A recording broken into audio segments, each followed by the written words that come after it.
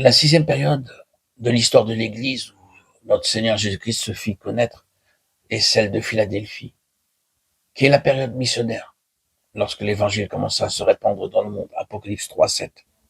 Durant 1000 ans, il n'y eut point de fardeau pour les autres, aucun souci pour les perdus. Wesley fut persécuté parce qu'il annonçait l'Évangile en plein air.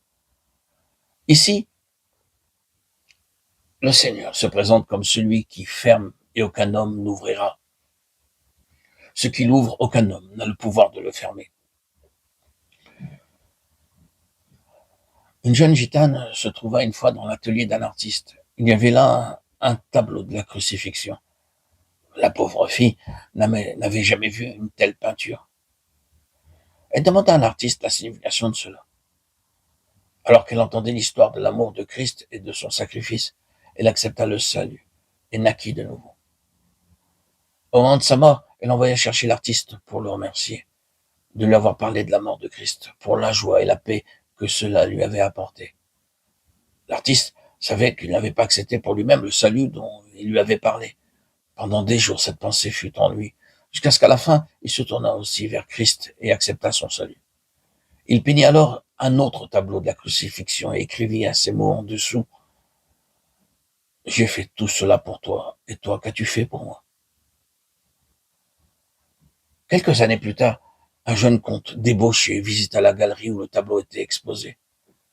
Il se tint des heures devant ce tableau et observait l'agonie sur le visage du Sauveur, et à lire ces paroles: « J'ai fait tout cela pour toi, et toi, qu'as-tu fait pour moi ?»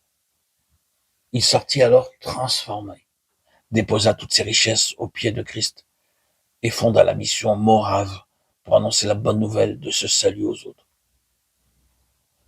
Apocalypse 3:7 nous raconte comment l'évangile fut apporté aux autres pays par un courageux témoignage.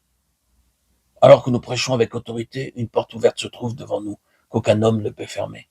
Mais pour trouver cette porte ouverte, nous avons besoin de trouver la volonté de Dieu. Lorsque je commençais à travailler pour le Seigneur, je distribuais des traités partout, mais rien ne se produisait. Puis, j'appris à trouver la volonté de Dieu.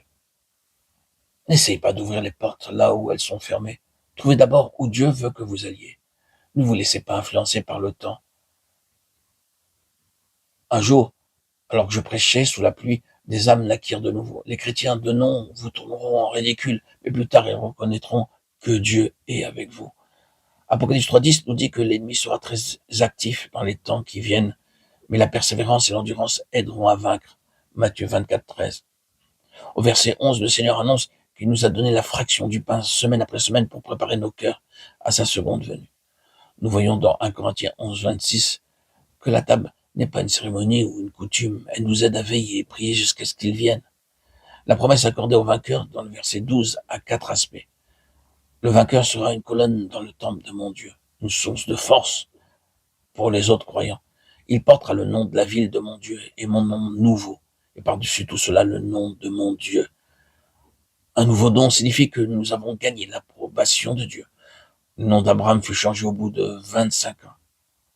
Saül fut appelé Paul, acte 13:2, acte 13:9. Cela signifie que l'on peut se fier à nous, que nous sommes approuvés de Dieu et dans une entière soumission, pleinement éprouvés, testés, mis à part dans la relation la plus intime. Le nom de la Nouvelle Jérusalem nous est donné parce que lorsque nous vainquons, nous comprenons notre part dans la Nouvelle Jérusalem, nous pouvons comprendre les mystères cachés. Des choses secrètes nous sont révélées, ainsi que ce qui arrivera dans le futur. Genèse 18:19, Deutéronome 29:29.